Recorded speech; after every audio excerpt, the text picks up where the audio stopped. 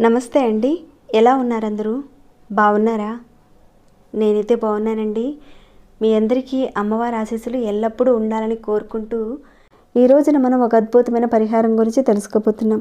ఇక్కడ నాకు తెలిసిన విషయాలన్నీ కూడా మీతో షేర్ చేసుకుంటున్నానండి. ఈ మధ్యన చాలామంది కామెంట్స్ రాస్తున్నారు, మేము ఎన్ని పరిహారాలు చేసినా కానీ మాకు కలిసి రావటం లేదండి, అలానే కుటుంబ పరంగా చూసుకున్నా కానీ కలిసి రావటం లేదు, డబ్బులు ఉన్నాయి కానీ మాకెందుకో తెలియటం లేదు, మేము తీసుకునే నిర్ణయాలు సరిగ్గా ఉండటం లేదు, రాంగ్ వేలో వెళ్ళిపోతున్నాయి, మేము చాలా ఇబ్బందులు పడుతున్నాం, కొంతమంది మా కుటుంబ సభ్యులే మాకు శత్రువులుగా మారిపోతున్నారండి. తర్వాత తెలుస్తుంది, అంటే కుటుంబ సభ్యులంటే అమ్మా నాన్న దగ్గర నుంచి అక్క చెల్లి బావలు పెద్దనాన్నలు పెద్దమ్మలు వారి పిల్లలు ఇలా ఉంటున్నారు, వాళ్ళు ఇబ్బంది పెడుతున్నారు, దానికి కారణం ఏంటో కూడా తెలియటం లేదండి అని అంటున్నారు. దాని నుంచి బయటపడే మార్గం ఏదైనంటే చెప్పండి అని అంటున్నారు. ఈ విషయం మీద నేను మీకు పూర్తిగా క్లియర్గా చెప్తానండి వీడియో స్కిప్ చేయకుండా ఎండింగ్ వరకు చూడండి. ఇది ప్రతి ఒక్కరికి కూడా చాలా అవసరమయ్యే ఒక మంచి పరిహారం అండి. స్కిప్ చేయకుండా చూడండి. సబ్స్క్రైబ్ కాని వారు ఎవరైనా కొత్తవారు వచ్చి చూస్తుంటే మన ఛానల్కి సబ్స్క్రైబ్ చేసుకుని బెల్ బటన్ ప్రెస్ చేసి ఆల్రెడీ నోటిఫికేషన్ ఆన్లో పెట్టుకోండి. లైక్ చేయని వారు ఎవరైనా ఉంటే కనుక ఒక చిన్న లైక్ చేయండి. అలానే మన ఛానల్లో సమస్యలకు సంబంధించిన పూజలు పరిహారాలు ఉన్నాయండి ఛానల్లో. మీరు ఒకసారి ఛానల్లోకి వెళ్ళి మీరు ఈ పరిహారాన్ని, ఇప్పుడు చెప్పే పరిహారాన్ని మీరు పాటిస్తూనే మిగతా పరిహారాల నుంచి, అంటే ఛానల్లో నుంచి మిగతా పరిహారాల నుంచి ఏదో ఒక పరిహారాన్ని మీరు ఎంచుకొని ప్రయత్నం చేయండి. తప్పకుండా మంచి రిజల్ట్ అయితే ఉంటుందండి. ఈ పరిహారం అయితే చాలా ఈజీగా ఉంటుంది. అసలు ఈ పరిహారాన్ని ఎవరు చేసుకోవాలి, దేనికి చేసుకోవాలో ముందైతే తెలుసుకుందాం. ఎవరైతే కుటుంబంలో ఉన్న తల్లి తండ్రి గురించి పిల్లలకి కానీ పక్కింటి వారికి కానీ చాడీలు చెబుతూ ఉంటారు, మా ఆవిడ ఇలా అండి, మా వారు ఇలా అండి అని చెప్తూ ఉంటారు. ఇలా వారు అంటే మీరు వాళ్ళ మీద చాడీలు చెప్తూ ఉంటారు. తన భర్త విషయాన్ని తల్లి పిల్లల దగ్గర మిగతా వారికి చాడీలు చెప్పడము, ఏం సంపాదించాడులే అండి, ఏదో చేస్తున్నాడులే, అది ఏదని మీరు ఇలా చెప్తూ ఉంటే నెగిటివ్ ఎనర్జీని ఎక్కువగా మీరు తీసుకున్న వారు అవుతారు. ఆ ప్రభావం ఎక్కువగా మీరు చూపిస్తుంది. నెగిటివ్ ఎనర్జీని కుటుంబంలో ఉన్నవారు ఎవరైతే పెద్దలు ఉంటారో వాళ్ళే పెంచి పోషిస్తూ ఉంటారు. అలానే చాడీలు ఎలా ఉంటాయంటే, ఇక్కడ అన్నదమ్ములు అక్క చెల్లెల మీద ఇక్కడ విషయాన్ని అక్కడ చెప్పడం, అక్కడ విషయాన్ని ఇక్కడ చెప్పడం, నాకెందుకు లేక అని ఇక లాస్ట్లో అనేసేయడం, ఇదంతా ఒక నెగిటివ్ ఎనర్జీని మనం తెచ్చుకోవడమే. దానివల్ల మన కుటుంబం సరిగ్గా కలిసి రాదు. ఎవరైతే ఇలా ఉంటారో వారి కుటుంబం ఆర్థికంగా వృద్ధిలోకి రాదండి. వారికి ఏదో ఒక అనారోగ్య సమస్యలు వస్తాయి, అన్నీ బాగానే ఉంటాయి, కానీ ఏదో ఒక అనారోగ్య సమస్యలు పిల్లల రూపంలోనూ తనకు తానుగా కానీ చెప్పేవారికి అనారోగ్య సమస్యలతో కానీ ఇలా బాధపడుతూ ఉంటారు.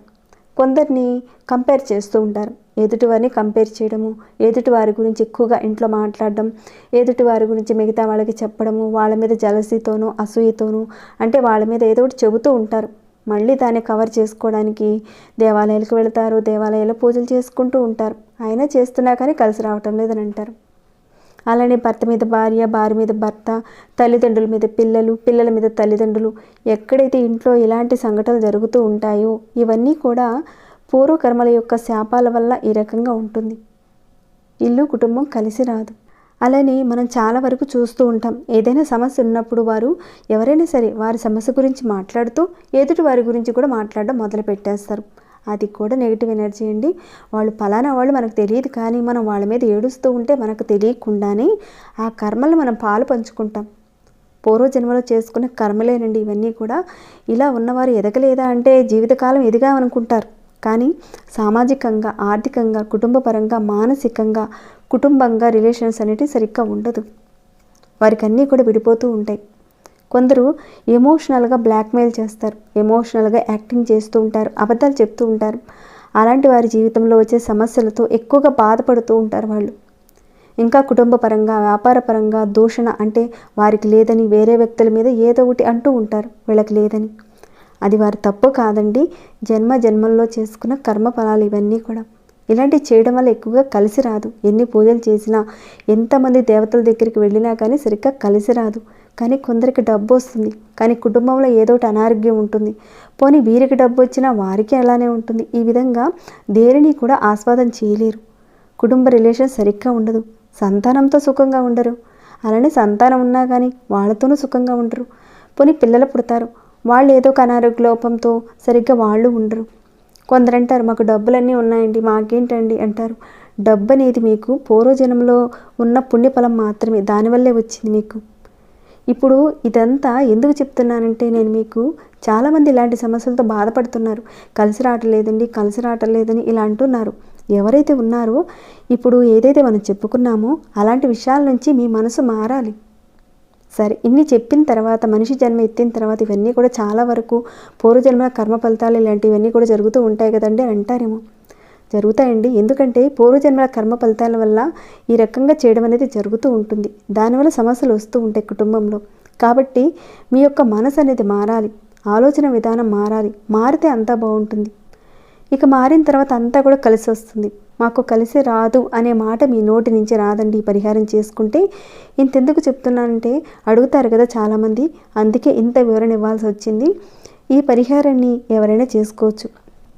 అంటే బాగోలేదు అనేవారైనా సరే, ఏది కలిసి రావడం లేదు అనేవారైనా సరే ఈ పరిహారాన్ని మీరు చేసుకోవచ్చు. ఈ పరిహారాన్ని చేయడం వల్ల ఆర్థికంగాను మానసికంగాను అన్ని రకాలైన ఫలితాలు వస్తాయి. ప్రతి ఒక్క మనిషిలో అనేక రకాలైన సమస్యలు ఉంటాయి కదండి. ఇలాంటి విషయాల మీద సమస్యలు ఎదురవుతూ ఉంటాయి. వాటి నుంచి బయటపడే ఒక మంచి పరిహారం ఇది.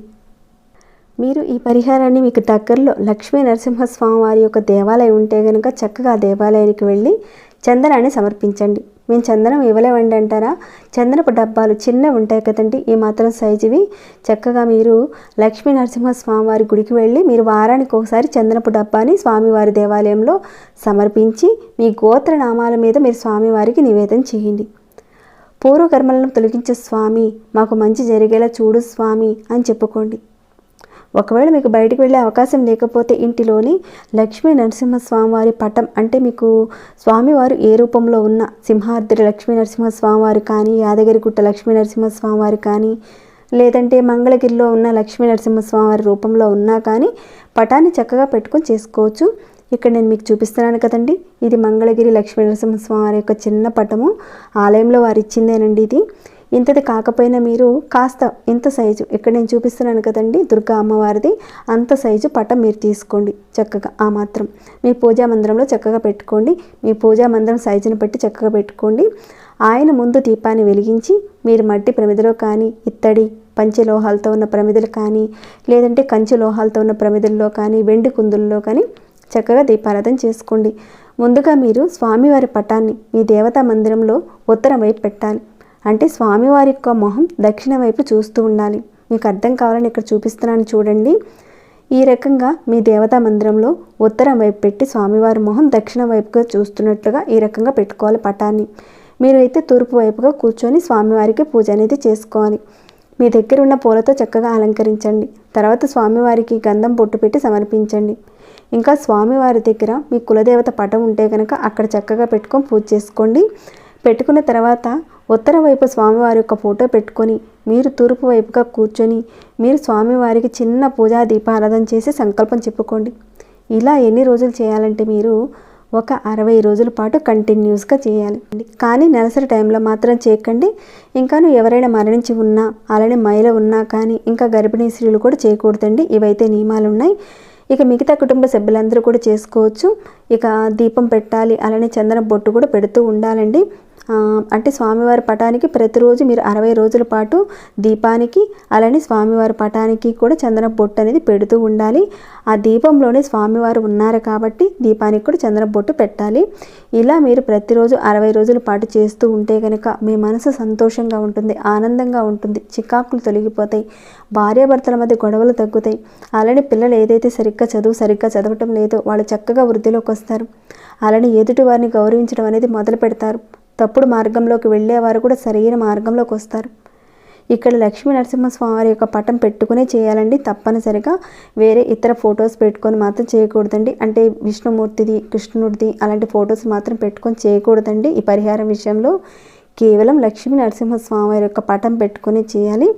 ఈ విధంగా మీరు ఇంటిలో కానీ లేదంటే ఆలయంలో కానీ చేస్తూ ఉండండి. మీ జీవితంలో ఆర్థికంగా జన్మల్లో ఉన్న సమస్యలన్నీ కూడా తొలగిపోయి మీరు మంచి అభివృద్ధిలోకి రావడానికి అవకాశం ఉంటుందండి. అలానే మేము అన్నీ చేస్తున్నామండి అయినా మాకు కలిసి రావటం లేదండి అనేవారు ఎవరైతే ఉన్నారో మీలో మీ మానసిక స్థితి అనేది తొలగిపోయి ఆధ్యాత్మికంగాను, ధనపరంగాను, కుటుంబ పరంగాను అంతా కూడా మంచిగా జరుగుతుందండి.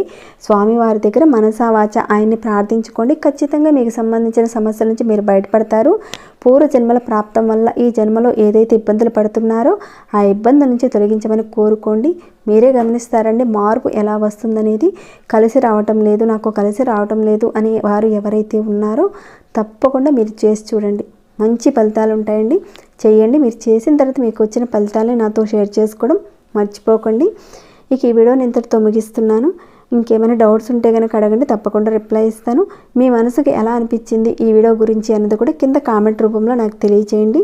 ఇంకా లైక్ చేయకుండా ఉంటే ఒక చిన్న లైక్ చేయండి. సబ్స్క్రైబ్ కాని వారు మన ఛానల్కి సబ్స్క్రైబ్ చేసుకొని ప్రతిరోజు మన ఛానల్లో ఉన్న వీడియోస్ని చూస్తూ ఉండండి. మరొక భక్తి వీడియోలో మళ్ళీ మిమ్మల్ని కలుసుకుంటాను. అంతవరకు సెలవు.